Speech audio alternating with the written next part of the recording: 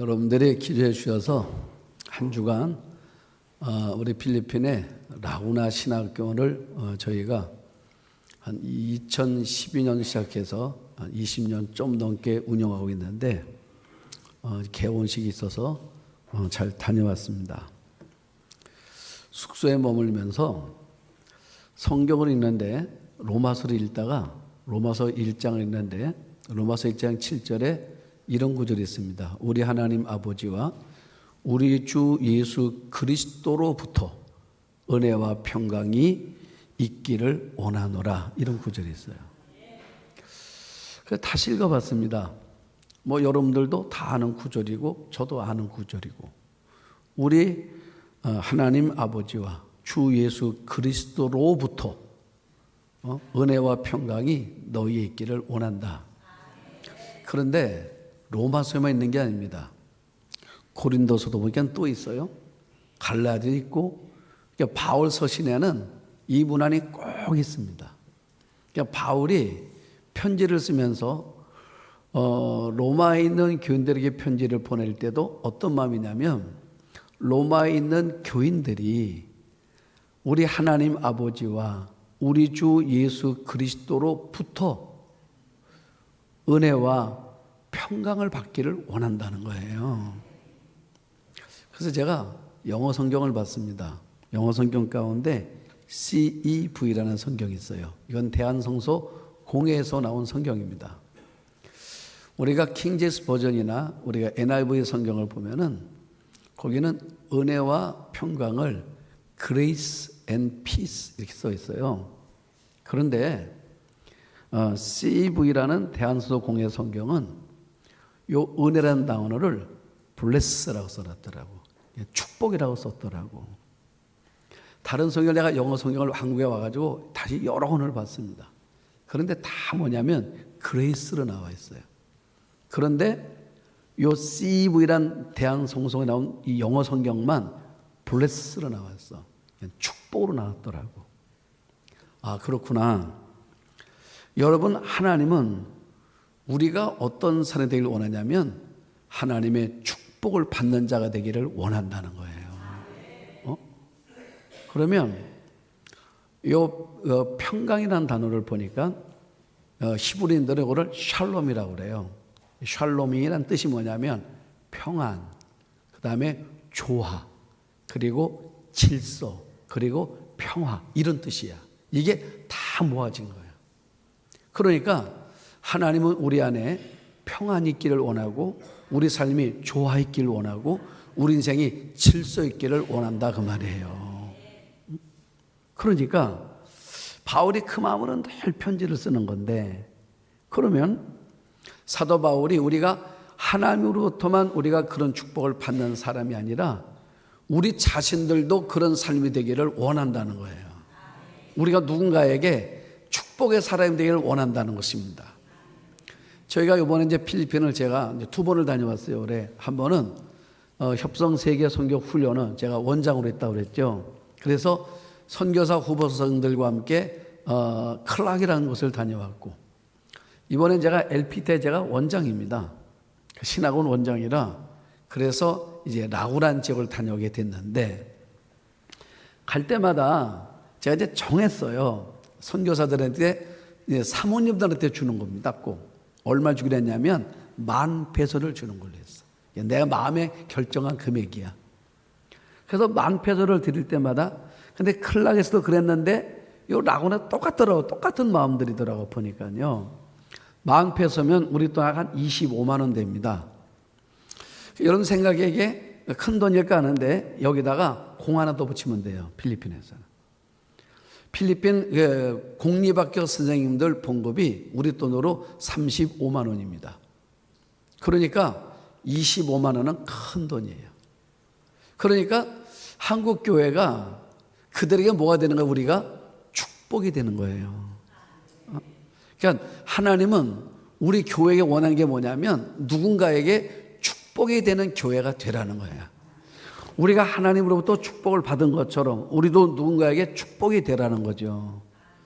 하나님이 우리 마음속에 평안을 주신 것처럼 우리도 누군가에게 평안을 끼치라, 그 말이에요. 나는 여러분들이 여러분 가정에서도 또 여러분 사회생활 가운데서도 이런 삶의 길을 걸어가기를 축복합니다. 오늘 성경은 이런 얘기예요. 팔레스타인에 큰 기근이 들었습니다. 흉년이 왔단 말이에요. 그래서 예루살렘 교회도 어려워졌습니다. 어쩌면 우리식으로 말하면 교역자 사립의 주기도 어려워졌고 또 교회 운영도 어려워졌고 또 교인들 살림도 힘든 상황이 됐습니다. 그 얘기를 누가 들었냐면 헬라에 있는 바울이 듣게 됐습니다. 그 사도 바울이 헬라에 많은 교회를 개척했잖아요. 뭐 갈라디아 교회, 고린도 교회, 에베소 교회, 뭐 교회들이 많이 있는데 이 교회들에게 뭘 요청했냐면 헌금을 요청을 했어요. 구제 헌금을. 우리가 한번 헌금을 모아서 예루살렘 교회를 도와줍시다 하는 그 얘기예요. 오늘 얘기가 그 얘기 중에 하나입니다. 자, 1절을 보시면 성도를 위한 연보에 관하여는 내가 갈라디아 교회들에게 명한 것 같이 너희도 그렇게 하라 그랬어요. 여기 성도는 누구냐면 예루살렘 교회 교인들을 말하는 거예요. 자, 그러니까 예루살렘 교회 성도들 위하여 연보에 관하여는 그랬어요. 그러니까 연보가 뭡니까? 이 연보란 단어가 요 본문에만 나오고 다른 데는 없어요. 없는데 이게 로기아라는 단어인데 헬라어로 로기아라는 단어인데 뜻이 뭐냐면 모금한다, 헌금한다 이런 뜻이야. 그러니까 헌금이란 얘기야. 이걸 보면서 아하, 고린도 교회가 있는 시절에도 헌금이 있었구나. 그러니까 고린도 교인들도 예배 때마다 여러분들이 헌금하시는 것처럼 헌금 생활을 했다 그 말이에요. 자, 그러면 헌금은 어떻게 하는 건가? 2절을 보세요. 매주 첫날에 너희 각 사람이 수입에 따라 모아두어서 내가 갈 때에 연보를 하지 않게 하라. 요게 두 단락으로 나눠 한번 설명할게요. 자, 첫 번째, 매주 첫날에 너희 각 사람이 수입에 따라 모아두어서 그래서 매주 첫날, 이게 우리 말하면 안식 후 첫날, 이게 주일이에요. 그러니까 유대인들은 안식 후 첫날을 이제 매주 첫날이라고 그 당시에 용어를 썼다는 거예요. 이게 주일이야. 그러면 주일인데 그 다음 뭐라 말합니까? 각 사람이 수입에 따라, 각 사람이 수입에 따라. 헌금은 어떤 특정한 몇몇 사람만 하는 것이 아니라 각각 모든 사람이 다 하는 거다 그 말이에요. 어떻게 해요? 각각 사람이 형편에 따라. 그러니까 좀 넉넉한 사람은 넉넉한 형편에 따라, 어려운 사람은 어려운 형편에 따라 각각의 자기의 형편에 따라 자발적으로 매 주일마다 헌금 생활을 해야 된다 그 말이에요.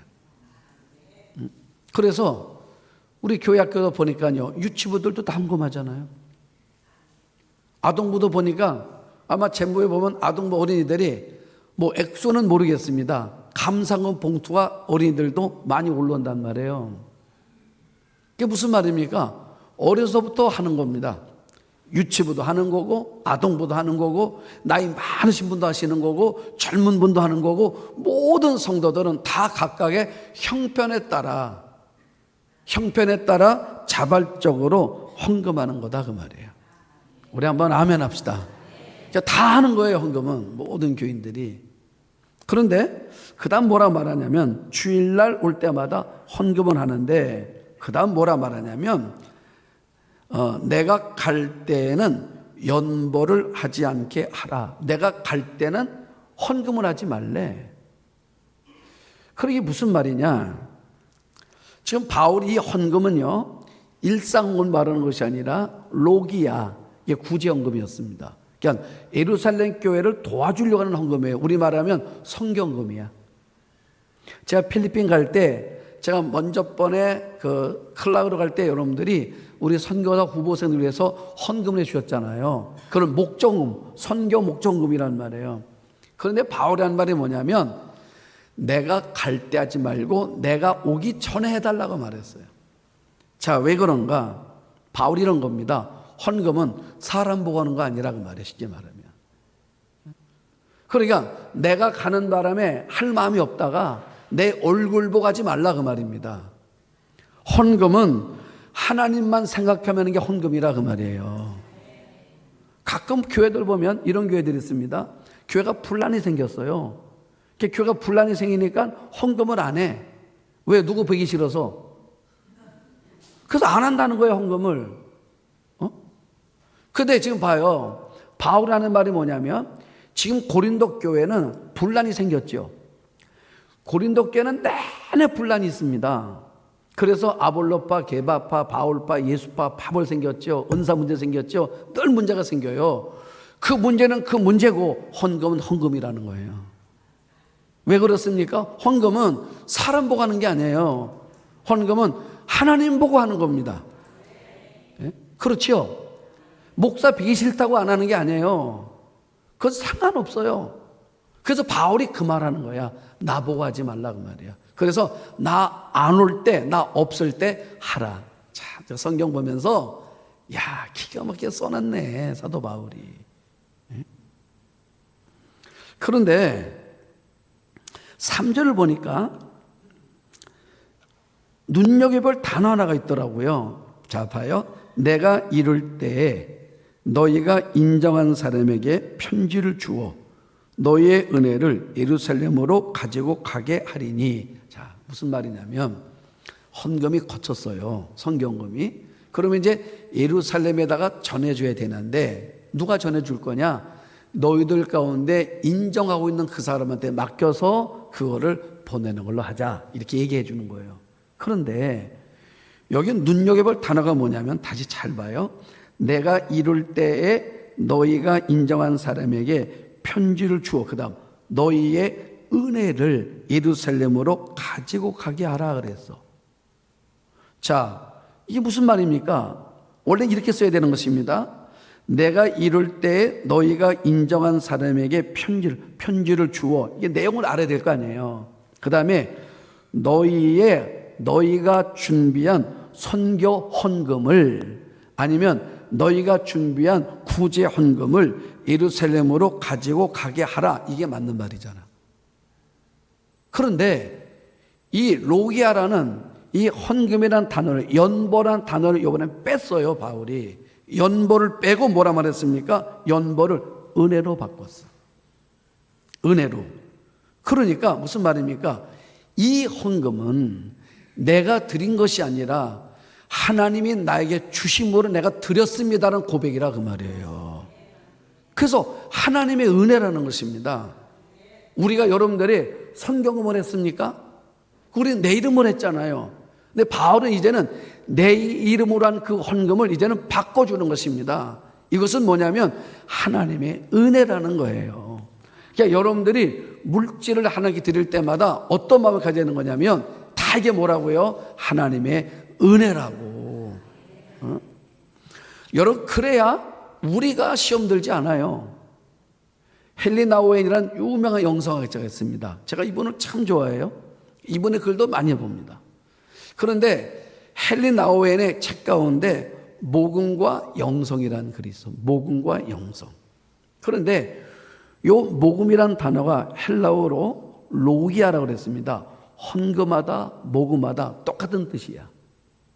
그런데 헨리 나우엔이 헌금을 뭐라 말하냐면 헌금은 영적이어야 한다 이렇게 써놨어.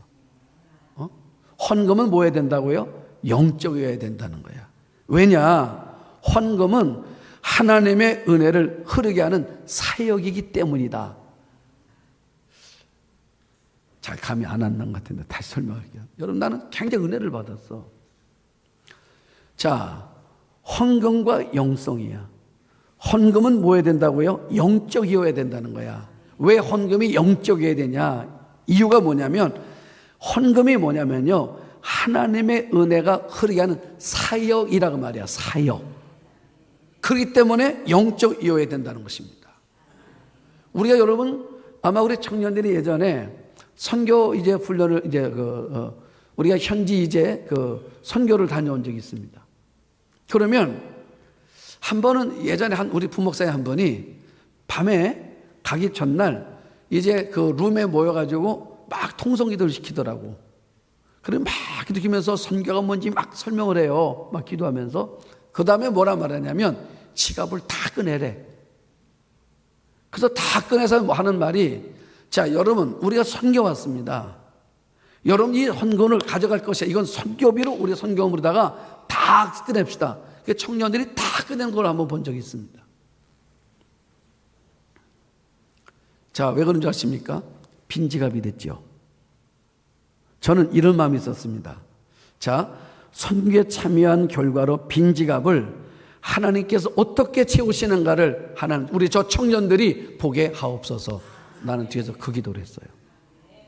응? 왜 그렇습니까? 여러분, 내가 빈지갑이 그냥 뭐라고요? 헌금이 뭐라고요? 하나님의 은혜를 흐르게 하는 사역이라고 말이야. 그러니까 이 영적 사역, 선교 사역에 내가 동참했을 때에 이 빈지갑을 하나님께서 어떻게 채우신가를 경험하게 되면 그 다음부터 우리 신앙의 물질관이 달라지더라 그 말이에요. 제가 아는 분이 있는데 그분이 나에게 자신의 재산에 대해서 얘기를 해주더라고. 사람이 참 남의 재산을 참 궁금해. 알고 싶고. 그렇죠? 나는 참 알고 싶어. 그런데 얘기를 해주는 거예요. 땅 있는데 땅은 한 50억 간대. 그리고 또 이제 건물이 하나 있는데 건물 하나는 뭐 세가 얼마고 쭉 얘기하니까 한 100억 되더라고. 100억 되는데 제가 보니까 100억 정도 되면 또 현금으로도 몇십억이 있더라고. 그럼 이제 너무 만족해서 이제는 저 같으면 막 쓰고 살 것 같은데 꼭 돈 내도 나보고 똑같이 내지. 나보다 훨씬 많은데. 그래서 돈을 굉장히 알뜰살뜰 하더라고요. 그리고 꼭 이거 막 꼭 잘 모아. 그 왜 그럴까? 여러분 이유가 뭔지 아십니까? 이게 내 재산이 두툼해질수록 내 마음이 안정감이 생기더래. 여러분 그러면 그 무슨 말입니까? 이게 돈의 위력을 아는 사람인 거예요. 그럼 반대로 우리가 뭘 또 알아야 되냐면 하나님의 위력을 알아야 돼. 그런데 하나님의 위력을 아는 길은 뭐냐면 빈지갑이 돼봐야 알아요.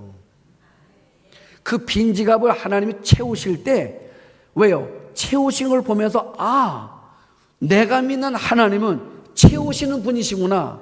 그거를 알면서 내 믿음이 단단해지는 거라고요. 믿음도. 그러니까 내 삶의 승부를 이제는 바꾸는 거예요. 내가 뭐라고요? 헌금은 뭐라고요? 돈은 뭐라고요? 하나님의 은혜가 흐르게 하는 사역이라니까. 이게 사역이 되게 만들란 말이에요. 그러면 내가 사역으로 만들 때마다 하나님께서 채워주시는 거, 여러분 그거를 체험하는 거예요. 나는 여러분들이 그런 영적 체험들을 갖게 되기를 축복합니다.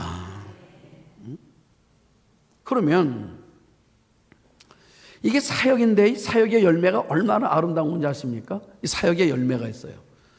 예루살렘 교회가 세워졌습니다. 자랑스러운 교회예요.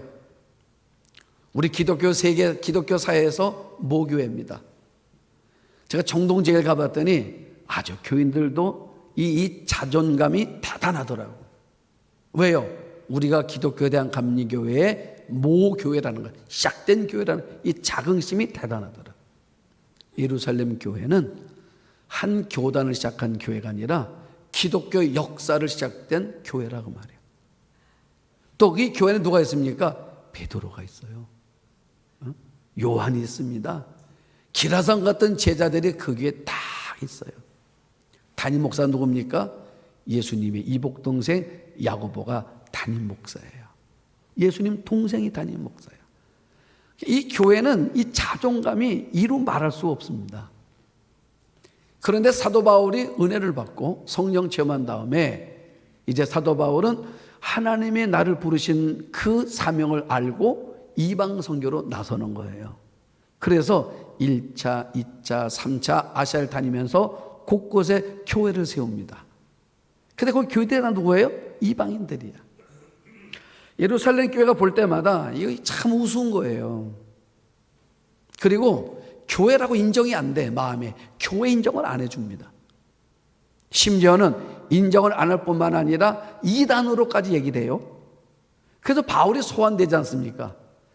그 최초의 예루살렘 공회가 열렸을 때에 그때 비로소 베드로가 간증하잖아요.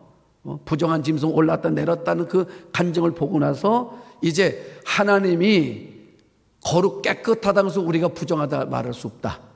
그 이방성의 문을 여는 거 아닙니까? 열어줬지만 항상 어때요? 예루살렘 교회들 마음속에 이 이방 교회들은 뭐 고린도 교회다, 갈라디아 교회다, 에베소 교회다, 이 교회들은 다 모여 보니까 자신들 볼 때는 어쩌면 다 저 밑에 있는 뭔가 우리보다 하등한 교회들이야. 그렇게 항상 자존감 속에 있다가 어느 날 이 지역에 기근이 온 거예요. 그래서 교회가 그 자랑스러워하는 이 자존감으로 가득 찬 교회가 존립의 위기까지 온 겁니다. 교회가 어려워진 거예요. 그 얘기를 바울이 듣고 이제 자신의 개척했던 교회들마다 헌금을 이렇게 연보라고 말이에요. 헌금을 하겠어요. 뭐 하려고요? 예루살렘 교회를 도와주려고. 그래서 바울과 이제 에베소 장로들 몇 사람 함께 해가지고 예루살렘 와가지고 그 성경 모은 것을 예루살렘 교회에 제공함으로 예루살렘 교회가 어려울 뻔했고 힘들었던 모든 과정들을 넘어가게 됐다 그 말이야. 고마워요, 안 고마워요? 너무 고마운 거야. 그러면서 이방 교회와 예루살렘 교회가 가족이 된 거야. 진짜 가족이. 에? 여러분, 그러니까 우리가 가족끼리는 돈을 아끼지 않잖아요. 그렇죠? 언제나 가족에게는 지갑이 열려 있죠. 여러분, 가족끼리는 지갑이 열리는 거예요. 그게 가족이라고. 그러니까 예루살렘 교회 마음속에 이 가장 사람들이 내놓기 어려운 이 물질을 모아서 우리에게 내민 걸 보니까 이거는 가족이야. 그래서 예루살렘 교회와 이 이방 교회가 하나가 되는 거예요. 저는 이걸 보면서 뭘 느꼈냐면 이 기근이 우연이었을까? 아닌 것 같아요. 하나님이 교회를 하나 되게 만들기 위해서. 응? 여러분, 하나 되게 하기 위해서. 그러니까 우리 삶 속에서 이렇게 본 말이에요. 그때는 몰랐는데, 지금은 모르는데, 지나고 나서 이렇게 보면 이게 우연이 아니더라고. 다 하나님의 그 속에 내가 알지 못하는 하나님의 계획 속에 이루어져 가는 일들이더라 그 말입니다. 요셉이 애굽에 팔려갔습니다. 졸지에 자기가 섬기는 주인님의 아내를 겁탈했다는 그런 죄목이 돼가지고 옥에 갇혔단 말이에요. 너무 억울했습니다. 억울한 옥살이를 했습니다. 그리고 이제 그 술 맡던 관원장 꿈 해몽해 주면서 뭐라 말해요? 바울이 술 맡던 관원장이 나갈 때 나를 꼭 기억해 달라고, 내가 억울하게 돌아오니 나를 꼭 기억해 달라고 서로가 새끼손가락 꼭꼭 약속했는데 성경 뭐라 말했다고요? 술 맡은 관원장이 요셉을 잊은지라. 성경 딱 그렇게 써놨어. 잊어버렸어. 얼마 동안을요? 2년 동안. 왜 2년입니까? 바로가 꿈꾸던 해가 2년 후에 꾸는 거예요. 만약에 바로가 꿈 안 꾸면 3년이 될 수도 있고 4년이 될 수도 있고 5년이 될 수도 있는 거예요. 그러면 왜 2년 되던 해 바로가 꿈을 딱 꾸는 겁니까? 그때의 요셉의 나이가 30이 됩니다. 애굽이란 나라는 공직에 출마할 수 있는 나이가 만 30이에요. 하나님의 계획은 뭡니까? 요셉이 애굽의 총리가 되는 겁니다. 그런데 나이가 안 돼요. 그 어떻게 되면 하나님은 기다리시는 거예요. 언제까지? 요셉이 나이가 될 때까지. 그러니까 지나고 나니까 다 하나님의 은혜였고 하나님의 계획이었고 하나님의 섭리더라 그 말입니다. 오늘 여러분들 교회 오셨습니다. 여러분 어떤 사람은 아파서 온 분도 있고 어떤 사람들은 내가 만난 하나님의 은혜 감격해서 온 분도 있고 여러 사람들이 왔습니다. 그런데 그 마음을 갖게 된 과정들을 다 보면 그 안에는 다 이야기가 있어요. 그런 사건들을 통해서 우리가 하나님을 만나 간 거더라 그 말이에요. 응? 그러니까 우리 인생에 살아가다가 어떤 일을 만나도 낙심하거나 실망하지 말고 우리가 성경을 믿는다면 이렇게 생각해 보자고요. 하나님이 어떻게 하시려고 이런 일을 하셨을까 하는 궁금증. 자, 그래서 이제 헌금 얘기를 마무리했어요. 그 다음에 보니까 바울이 제가 이제 그 다음 성경을 쭉 읽어봤습니다. 몇 번 읽었어요. 읽었는데 하나도 안 중요한 얘기야. 이게 바울의 소소한 얘기입니다. 이 성경에 이 성경 기록될 만한 얘기도 아닌데 여기다가 기록을 했어요. 자, 한번 읽어볼게요. 자, 5절서부터 7절까지. 내가 마게도냐를 지날 터이니 마게도냐를 지난 후에 너희에게 가서 혹 너희와 함께 머물며 겨울을 지낼 듯도 하니 이는 너희가 나를 내가 갈 곳으로 보내어 주게 하려 함이라. 이제는 지나는 길에 너희 보기를 원하지 아니하노니 이는 만일 주께서 허락하시면 얼마 동안 너희와 함께 머물기를 원한다. 자, 무슨 말이냐? 여러분 성경에다가 사도 바울이 자신의 개인적 일정을 소개를 하는 거예요. 이게 뭐가 중요하다고 이런 얘기입니다. 지금 바울이 어디에 있냐면 에베소에 있습니다. 에베소에서 고린도로 가는 길은 두 갈래 길이 있어요. 하나는 배를 타고 가는 길이 있고 하나는 뺑 마게도냐를 돌아서 가는 육로로 가는 길이 있습니다. 그런데 바울이 뭐라 말하냐면 내가 너희들한테 가는데 마게도냐 지방을 거쳐서 육로로 해서 너희들한테 가려고 그런다. 자, 그 다음에 뭐라 말하냐면 홍내가 함께 머물며 겨울을 거기서 지내려고 한다. 자, 왜냐하면 에베소는 겨울이 춥습니다. 고린도는 겨울이 따뜻해요. 그러니까 내가 추운 곳에 안 있고 따뜻한 곳에 내가 있으려고 그런다. 그리고 그런 다음에 내가 갈 곳을 가려고 그런다. 이런 얘기야. 여러분 이 얘기가 중요합니까? 성경에서 하나도 안 중요해요. 그런데 하나도 안 중요한데 왜 써놨을까? 그냥 썼을까? 아니지요. 바울이 이 내용을 쓰면서 하고 싶은 이야기가 하나가 있어요. 그게 7절입니다. 자, 7절 보시면 자, 7절에 뭐라 말해? 이제는 지나는 길에 너희 보기를 원하지 아니하노니 이는 만일 주께서 허락하시면 얼마 동안 너희와 함께 머물기를 원한다. 여기에 바울이 꼭 해주고 싶은 얘기 하나가 있는 것입니다. 그게 뭐냐면 만일 주께서 허락하시면 이 단어 때문에 그런 거예요. 무슨 말입니까? 바울이 지금 내가 에베소에서 고린도로 가는데 내가 바닷길로 안 가고 육로로 가려고 그런다. 이건 누구 생각이에요? 내 생각입니다. 그런데 내 생각이지만 내 생각을 하나님이 허락하셔야만이 내가 갈 수 있는 거였다 그 말이에요. 에? 그러니까 내가 너희들한테 가서 이 추운 에베소에서 겨울을 보내지 않고 따뜻한 고린도에 가서 머물기를 원하지만 그러나 하나님께서 허락지 않으시면 내가 고린도로 갈 수 없는 거다 그 얘기하는 것입니다.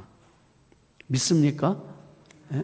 그러니까 여러분들의 삶 속에 여러분들이 원하는 거 있잖아요. 바울이 원하는 거 있지 않습니까? 하나님이 허락하셨기 때문에 내가 원하는 거를 얻은 거다 그 말하는 겁니다. 그러니까 여러분들의 삶 속에 얻은 것이 있습니까? 그 얻은 것도 뭐냐면 하나님이 여러분들에게 허락해 주셨기 때문에 여러분들이 얻은 거다 그 말이에요. 이것이 우리 신앙생활의 대전제가 되어야 합니다. 그러니까 여러분, 사도 바울은요 항상 이 의식을 살아. 만일 하나님 허락하시면.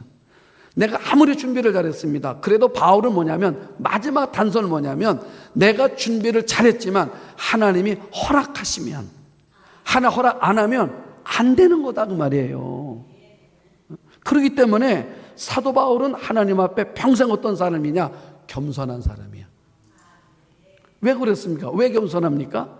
내 삶에 허락되어진 것이 하나님이 허락하셨기 때문에 주어진 거기 때문에 하나님의 허락 속에 되어진 거다 그 말이에요.